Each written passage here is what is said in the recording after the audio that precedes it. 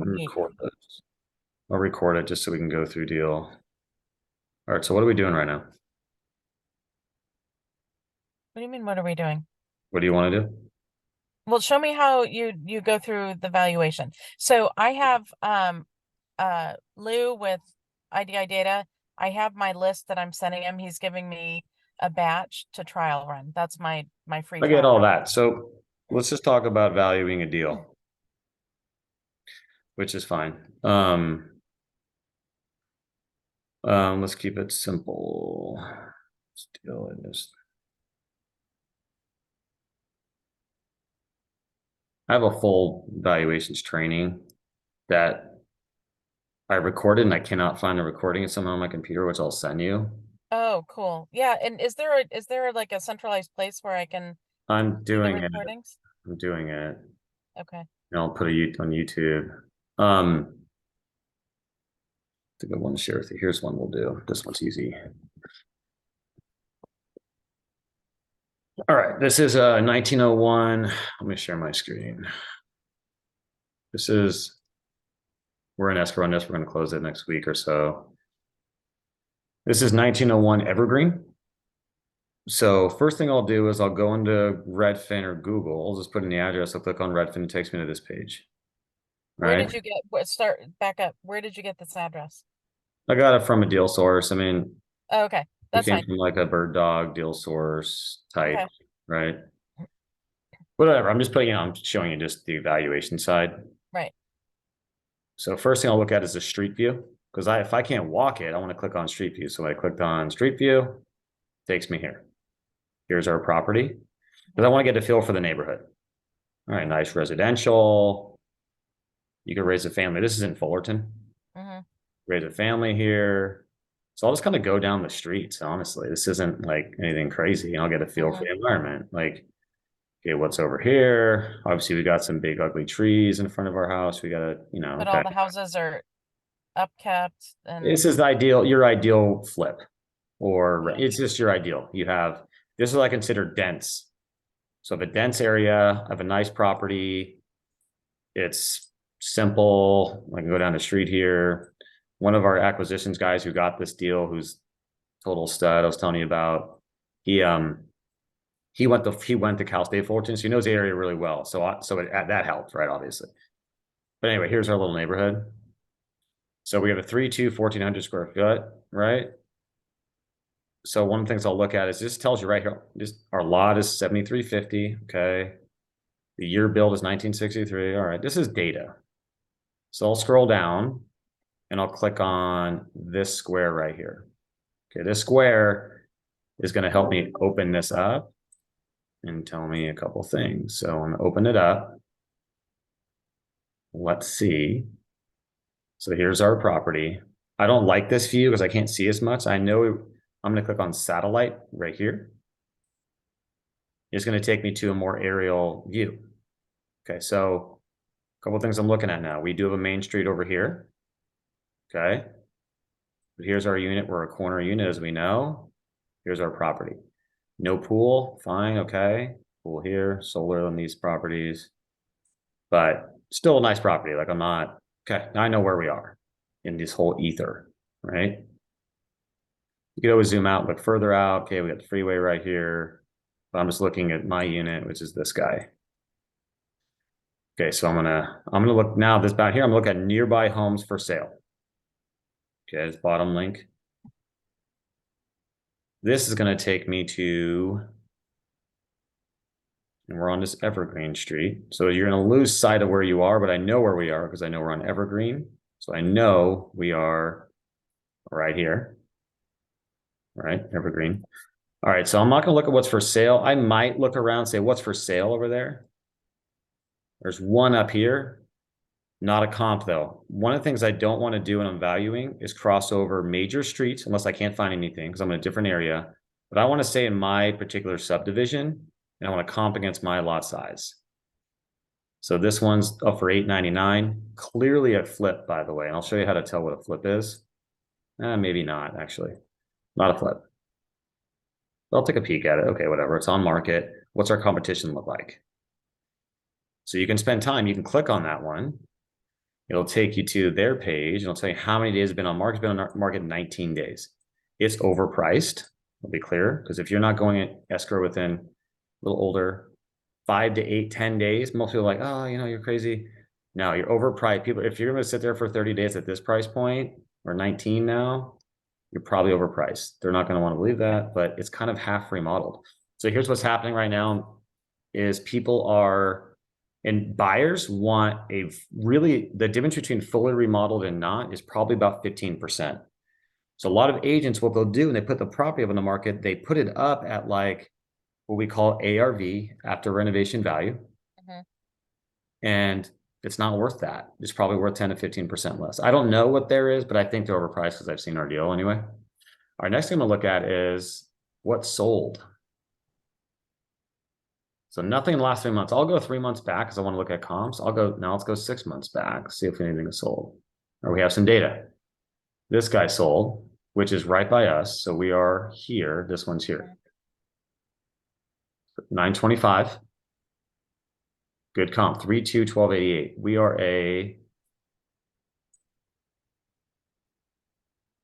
a 3-2, 1400. We're a little bigger. They got a little bigger lot. Okay, about 2,000 square feet more of a lot. Let's take a look. This is a flip. When I see fully remodeled, new windows, kind of that, obviously you can tell fully decked out, painted, staged. Stage, This totally. is not a traditional home, right? Scrape the ceilings, put up can lights.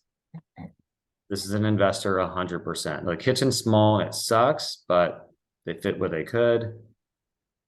Nice slider. Without having to do major stuff, yeah. Yeah. Nice backyard though. Mhm. So I already got, like, this backyard's nice, probably a little better than ours. But I can tell you now, I'll look at their information. How to build 1963, similar to ours. Now I can tell this is a flip, but like look at, see the property history here? Mhm. They bought it at 730 in April of last year, and then they flipped it for 925. I think they bought it too high, honestly. They probably didn't make that much money on it. That's a long reno too. It is. They must have got stuck. Well, they sold November, so that's not that. I mean, 5, 6 months, you can get caught up, maybe 7. The market slowed down a lot. So they tried to list this thing, looks like July, took it down. They probably had too high of a price. So it looks like they took that while to sell it. They probably priced it like $1 million or something. Oh, wow. Okay. Yeah, 985. Yeah, so they could not, they priced it too high. Because the market was steaming so much. You bought in April, you were expecting still more appreciation. It stopped. Mm-hmm. They got caught with this one. Whatever. But it's a good comp at 925. So that's Right. good. Okay, so if they're 925, they're a little better than ours. I'm not going to cross this major road. Evergreen, we're still right here. Let me look at what's pending over here. If I look at under contract and pending, It's an in-demand neighborhood. There's not much moving. here's one over here, 879. 3-2, 1289. Good comp. Okay, so not a flip. Mm-hmm. And now they're back up to this. That's not good. They have a pool, I can tell. But look what they back up to. Back up to like that's a value killer. When you back up to a large condo complex like that and people can see in your backyard because they're 2-story, that's like, and it's not that nice. Let's click on it. So one thing I'll do is I'll click on the comp. The pool is what's brought, I mean, I don't know what price this is pending at, by the way. Just because it says it's in it, they might be pending at 910, they might be pending at 825, they might be pending at 850, they might be pending at ask. The next thing I'll do is I'll call up this agent and say, hey, Crystal and David, can you guys tell me what you're pending at? I'm looking to buy this property down the street on Evergreen. Can you tell me what price you are at? So I'll look at the pictures. I call this clean, but not flipped. Like they put new flooring in, they put painting in. Whether or not I like it doesn't matter. Just, they did some upgrades. They made some. So check this out. I'm going to take the street view on this one and see how jacked this is. I want to see where this sits. They do have solar, but they're not far from this main street. But I want to see what it's like being in the backyard of this place. So I know this is the main street right here, which is you're close to the main street. A lot of families are gonna, they don't like that scary. Mm-hmm. But let me see. This is our complex behind us. So we're like back there. Here's your neighbors, right? Like that's a value killer. I don't care who you are. And they're clearly we have a 1-story, they're a 2-story. They can see in our backyard. Yeah. I mean, so we're going to be above that comp. Okay, so here's the math. Let me do this. Okay, so I think you're probably safe now. I'm not going to call this deal right now, like we're not enough time, but let's say I think the 927 is good data. That's sold at 925 and 879. Let's say we're safe at 900. Maybe you could tick up to 915. The evergreen. Our deal at Okay. fully remodeled price. It's probably Okay. around 915. Like you're not gonna like do some crazy work there and miraculously make $1 zillion. Okay, so here's the math. I will go. You stopped sharing your screen. I know. Oh, okay.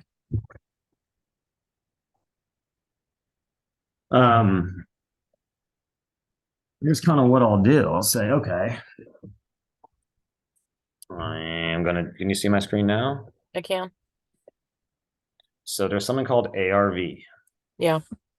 After I know renovation. ARV. Okay. My first initial math is I'm going to work off 915. Now I already know the reno of our property, by the way. So I did some of the research on it.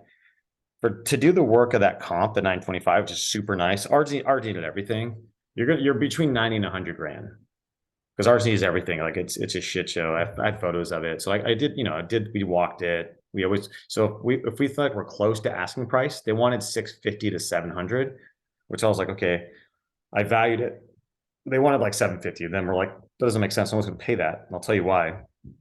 And then I ran the analysis and broke it down. So I'll take my rule of thumb is I'll take 85% of ARV. So I have my ARV number minus renovation costs. Okay. Okay.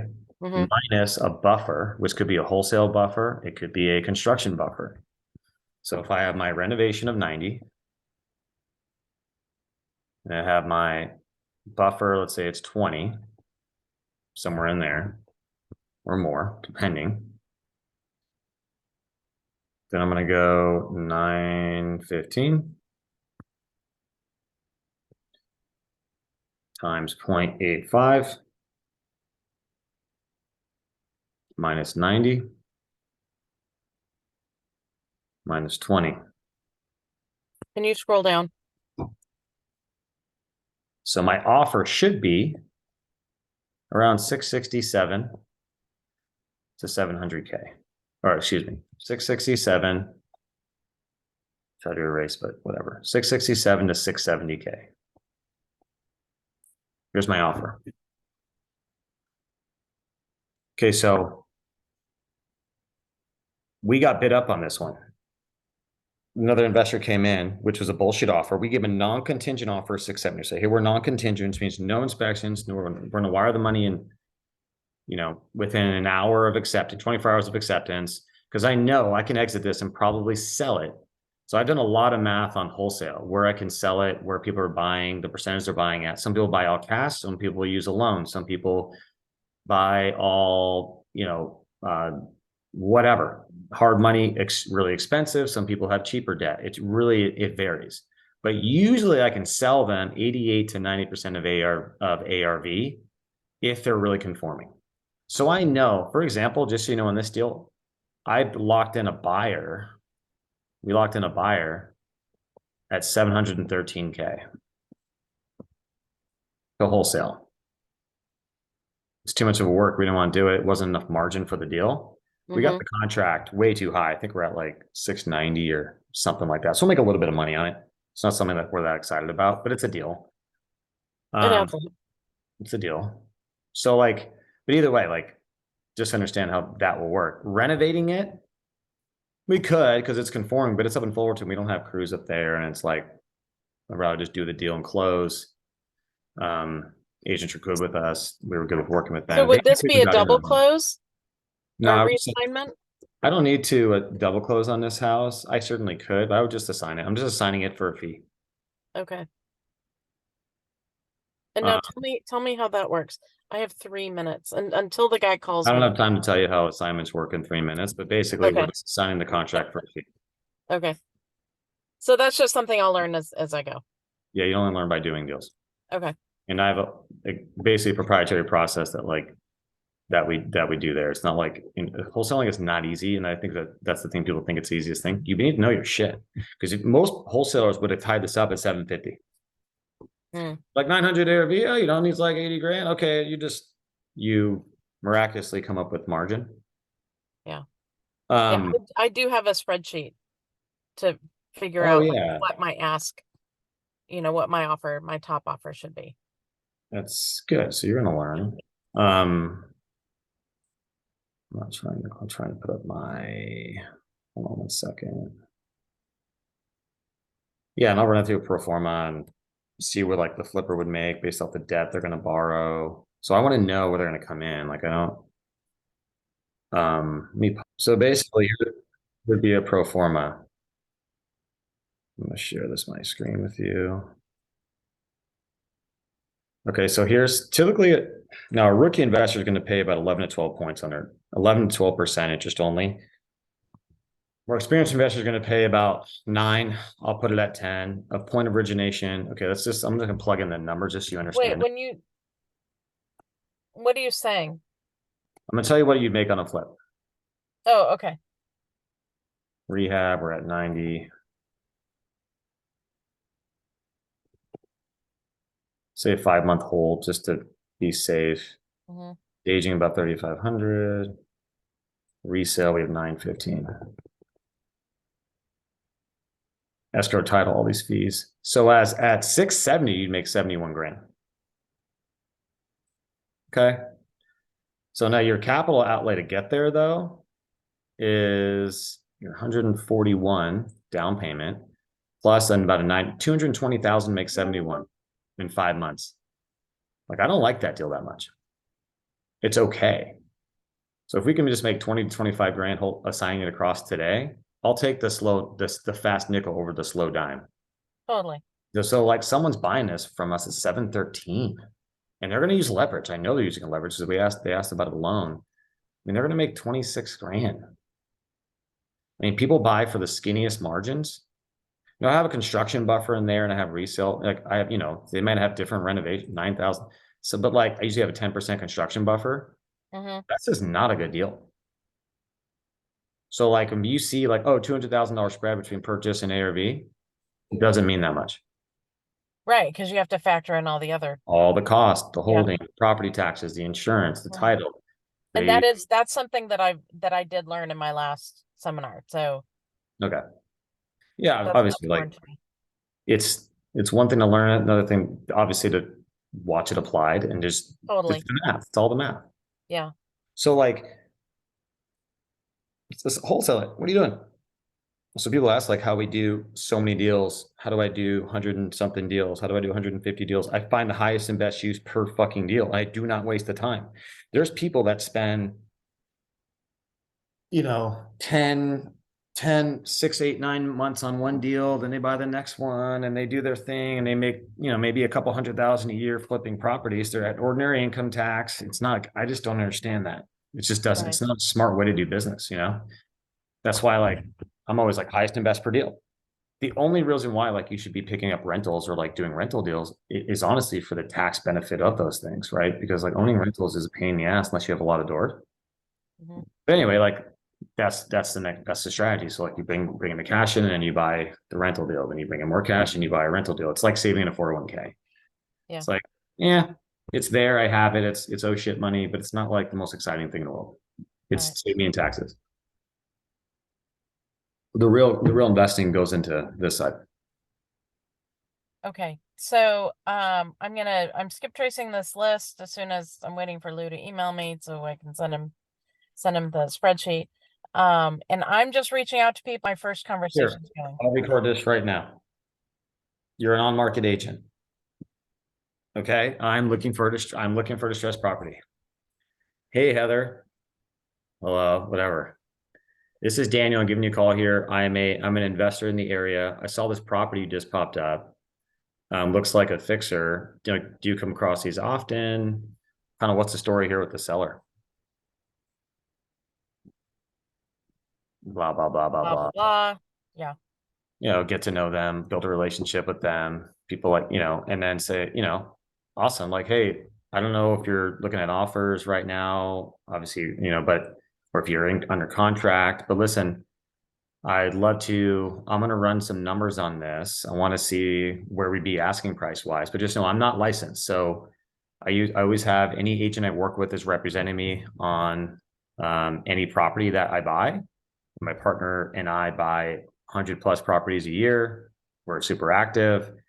And so I just want you to know, like, I'm open to interesting with, if you're open to working with me and representing me on this, that'd be helpful. Whatever. Cool. All right, let me run my numbers and I'll get back to you and I'll call you tomorrow or later. That is the conversation. Like That's you're it. hitting And on. that's just when you're like trolling through Redfin and you find Yeah, and I property. think that's for you. That's a nice starting point, Okay. right? I'm talking to and like I always ask what's the story with the seller because the story tells you everything. That's what Right. makes this business so fun because you learn all these different things about people and then you just cater your process to those needs. That's it. It's Yeah. super fun. It's super easy. That's a layup. I mean, you do this every day anyway. Like, oh, like, okay, like, um, oh, the son was doing drugs in the house and this didn't happen. Like, we can all relate to all of this shit. And Right. so most investors, when are super, they're operators. They don't have like a lot of personality. It's like you competing in sales with like your management guy They're or not human. They don't bring the human element. they don't have it. So that's 99% of investors in the market. The best investors are the best salespeople, period. But like the operators tend to control the space because they're super math oriented. So a lot of them are driven to this business. So you have a lot of operators you're competing against. It's not a competition. So the more you're building relationships with an agent who's just a salesperson, right? A good sales, they have a listing, they know, most of them don't, a lot of them don't know what they're doing. A lot of them do. You'll find that. But like they value these wrong. I will tell you exactly what's going to happen on a per deal basis, knowing where it's priced. Because I just have enough experience seeing thousands of these Mm-hmm. and why and where the market is and how the market's, how the market's going to observe how they listed it, all that stuff. I will tell you and and you'll portray it to them. They're going to call you and say, you're right. That just happened. And then you start to build the credibility. When you're dealing with them, the best agents to work with are ones that give you off-market deals, like off-market pocket fixers where they're not selling to anyone else. They're like, Heather's my girl. I'm going to call Heather because I know she's going to close. She's not going to bullshit me. She's not going to renegotiate me in escrow for request for repairs and the foundation problem and the fact that there's termite everywhere and it's a hoarder house. You're like, no shit, it's a fixer. We buy them as is. We're not going to like ding you on the plumbing issue that like we know is there. Right. But that's your typical investor. They're going to tie people up at a high price and they renegotiate down to a lower price in escrow.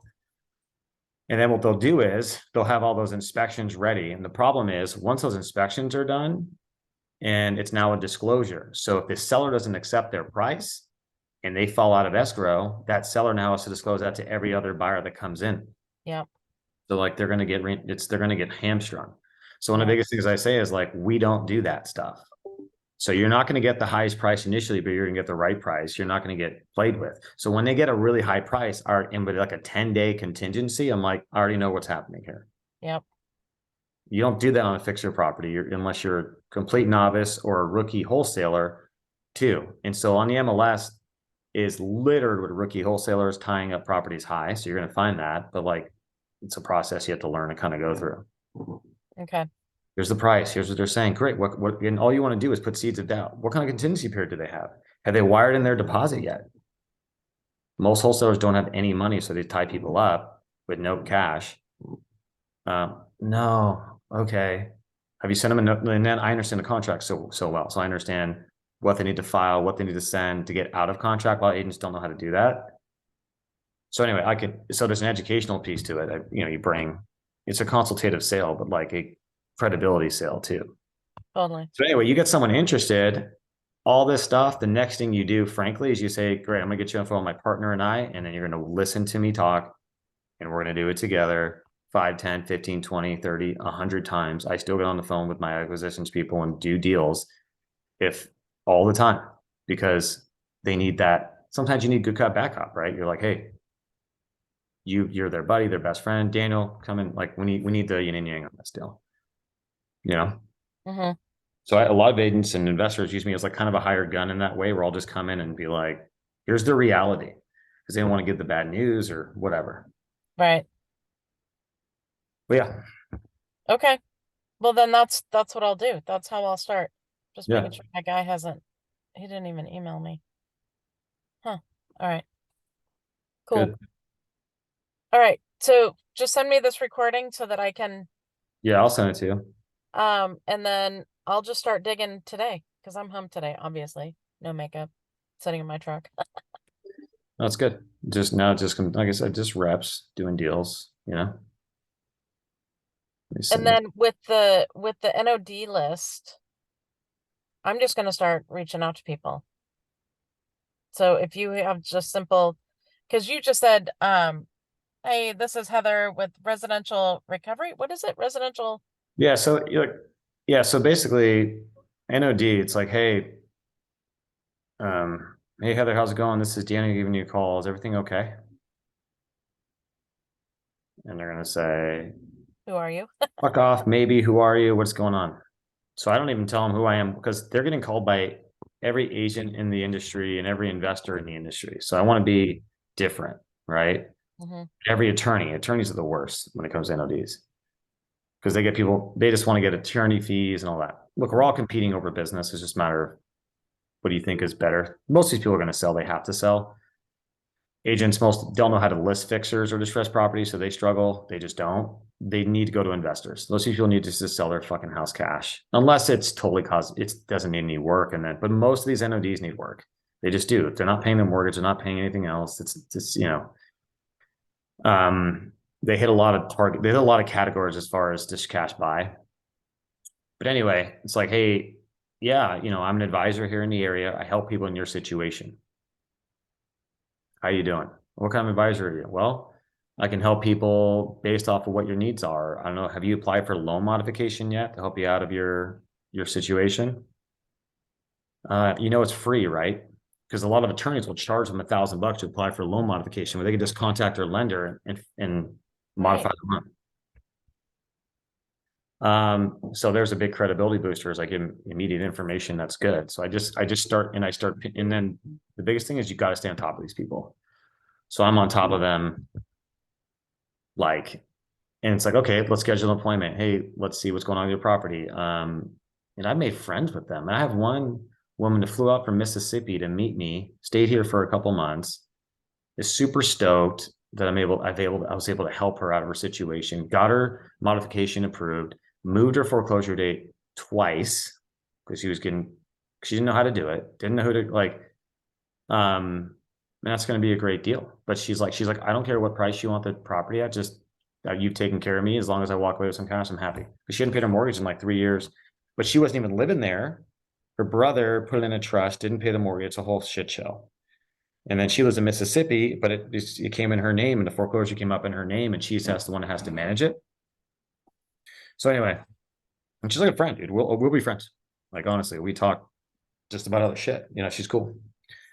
But like you never know. You build a relationship with people and you help them. Like they're gonna. And I was like, so I'll help them modify your loan. I'll help you if you need to sell it. I just fucking real because all you can be is 100% real people in default. Right. Most of them are going to be extremely difficult and they're going to bury their head in the sand. It's not happening. It's not real. And then you look up, they got foreclosed on. Right. And like, so you have to kill some leads where you're just not going to, they're not worth the squeeze. Right. But, yeah, I helped the guy fill out of escrow 3 times. I moved his foreclosure date How for do you him. do that? It's a process. Okay. So you can do it different ways. The easiest way, frankly, and I tell them this all the fucking time, people, if they're not in denial that they're actually going to sell, it's like, dude, if you open up escrow, the escrow officer telling your lender you're selling and not foreclosing next week, they're gonna, and the deposit is in escrow, is probably the easiest and best way to move your foreclosure date. That is real, because they're like, oh, you're moving. Okay, I'm gonna get paid back. All the lender wants to do is they want to get paid their Right, money. Foreclosing for them costs them more money by far, and they sell at a loss most of the time. right. And And they're so like, that buys the owner time to figure yeah, you out can what usually they're buy gonna them. do with you or figure out Yeah, how to keep the house or and whatever. I tell them, or a listing agreement might help too with an agent. Say, hey, I'm selling. But a lot of times when I get these people, when they're finally ready, they're like 2 weeks away from the date. This isn't like, and you said they have a trustee sale date posted. I'm like, always prospect those. Those are going to be your best targets, Hmm. because they, like I said, there's two ways to buy properties from people: motivated seller or motivating timeline. If you don't fucking have those in this space, you're wasting your time. Period. That's why I ask the story when I'm talking to agents. What's the story? Because there's not a need for them to move the needle, and they're going to sit around and wait for the market to change or just testing it, this and that. Hmm. Shoot me. Right, So I'll talk like, what's the pain? Oh, they have mortgage payments. Oh, they have, taxes, back taxes. Oh, they have just tenant issues. Or they have unwanted property. Motivated seller, ready to sell it. Hey, I don't want it anymore. This guy, he's in Dallas. He's like, I don't want to own this place anymore. I just want to cash out and I'll move on. You know, um, good. Like, don't. So I'll just, um, and look, all the knowledge I've gained is just from doing hundreds of transactions, right, hundreds, and having hundreds of phone calls. Right. So, um, if they're not in those buckets, you got to kill it. And then, but just know you have all the support behind you. You have capital. Just understand, like, you find a deal, money comes, period. Money flows into space. And you have a deal, you're like, I need funded tomorrow. I will get you funded tomorrow. You need $1 million. I will fund it tomorrow. yeah, Okay. Like I need to close on this deal. I have this happening right now. There's a cost to capital, of course. It's not free, right, but there's money flows. right. Don't ever worry about the fact that you feel like you don't have the money or the this or the that. Well, no, and I think that's often that's the primary reason that I haven't moved into this space. But of course, now I've learned like I don't have to have the money. It was the I'll reason why I didn't move in pay for initially it. either. I'll pay to get the money, but that's fine because I'm still going to get some money on the back end. That's how you build up your capital, as you Yeah, do deals. yeah. I think you can save. Fuck, dude, you can bank. This is business. Like, I banked over $1 million multiple months, because I just did enough deals. I just banked the cash. I started That with that was your net. gross, gross, Okay, but my net expenses were low. You don't need a lot. I mean, what is my expenses here? Eight to right, 10,000 a month. right. We got up way too high for what the margins are in this business, but that's, supply, test, try different things. But reality situation, you don't need much. You can make so much on a per transaction basis that it's not like it's this rocket science fucking business. It's really not. But it's the most competitive business you'll probably be in. Hmm. Um, Well, which, and everyone's got which I love. their I social love that. media bullshit, and so they think they're experts and all that. It's amazing what money will make you think you are. Right. And it's like, you don't have to be, the greatest thing about it is you don't have to be that good to make a great living and have extra. You just don't. But I'll say it's super competitive, and I fucking love that part, because I'm like, let's go. I put me in. I know I have way too much knowledge, way too much in value that I can bring to someone beyond a transaction. Right. Right? You know, many times I'll sit with people, and this is like the financial background. And I'm like, what they're talking about money. I'm like, I just sit there and I calculate their income stream in retirement. What's your social security income? What's your 401k income? Do you have a pension? Have you rolled over your money? I have those conversations. Hmm. What kind of assets do you have? By the way, I am in the process. So I opened up a business trust and I'm rolling over one of my old 403Bs into that so that I do have some capital. You can think Uh, about a self-directed IRA. That's where so that's what I did. So Nice, I opened up nice, this trust that is now I'm nice, ready to fund it. nice. You can Yeah. defer gains and play that game all day. Yeah. Yeah. Well, and then I mean, and I know that anything I put back into it is tax deductible off the income that I'm earning in Yep. this And business. look, now you could just run like you get it. You can run the math and like, okay, here's that, and do your financial plan based on, you get it, and you're way further ahead. Like I'm telling you, this when I got in this space, I was like, holy shit. Like this is like I was like, I can't believe it's this easy. Like people, call it arrogance, call it confidence. I was like, you're gonna be shocked. You're like, I'm gonna blow people away.